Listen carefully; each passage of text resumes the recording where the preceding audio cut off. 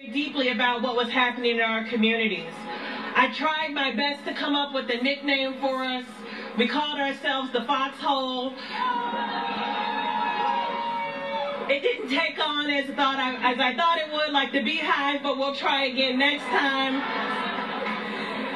I need to thank my family who's with me today. My husband Kelly.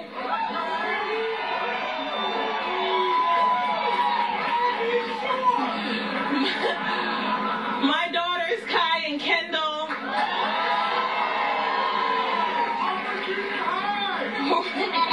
who remind me every day in the struggle to do this campaign that this work, this journey, was not just about my families, but families just like mine across this county.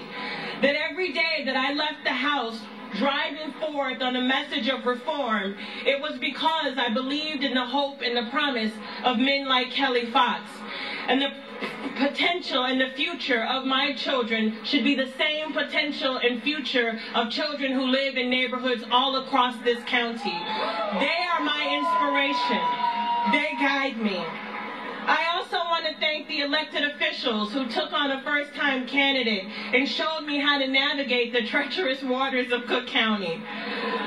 I want to thank labor, who showed up and showed out for me as the daughter of a union steward, who told me that the value of a hard work should be recognized and you stand up proudly for those who stand with you, and I am grateful.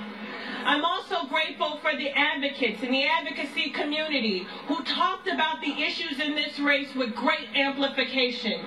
Those who were vilified and talked about. Those who were pushing conversations that we sometimes felt we weren't ready to have. The county heard you.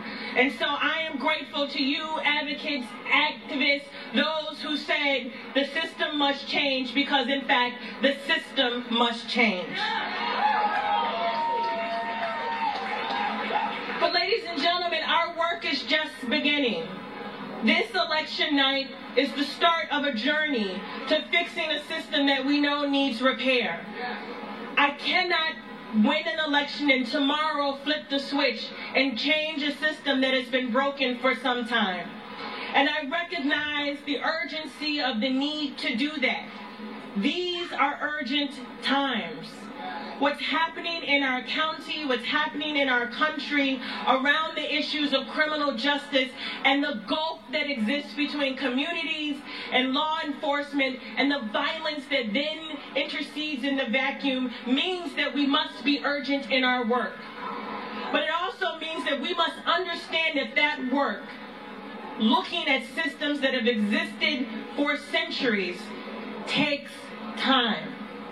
The good thing about me is I'm a very patient woman, but I'm also relentless.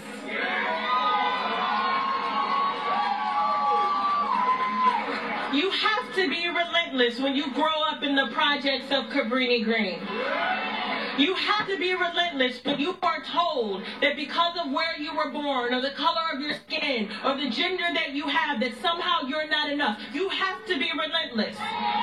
You have to be one who is willing to get up and say the tough things and push people in ways that perhaps are uncomfortable, but you must do it because there are communities like the ones that I come from who don't have the opportunity and the privilege to stand before crowds like yours who need us.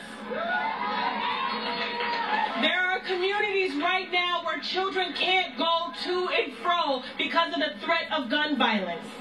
That the sombering truth is that we have homicides in the city of Chicago that are on pace to set records that we haven't seen in almost 2 decades. That the fact of the matter is that these troubled times call for all of us to work together. I've been in the homes across Cook County. I've been welcomed into your places of worship.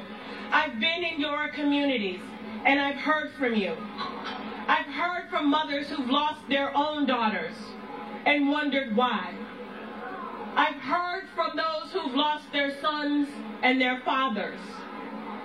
Fixing our criminal justice system is not just about academics. It's about people. It's about giving those young people in those neighborhoods the opportunity to stand before you as history makers. They are brilliant. They are beautiful. They are talented. They are me. This is not a us against them. This is all of us working together to fix a criminal justice system that sees the potential in all.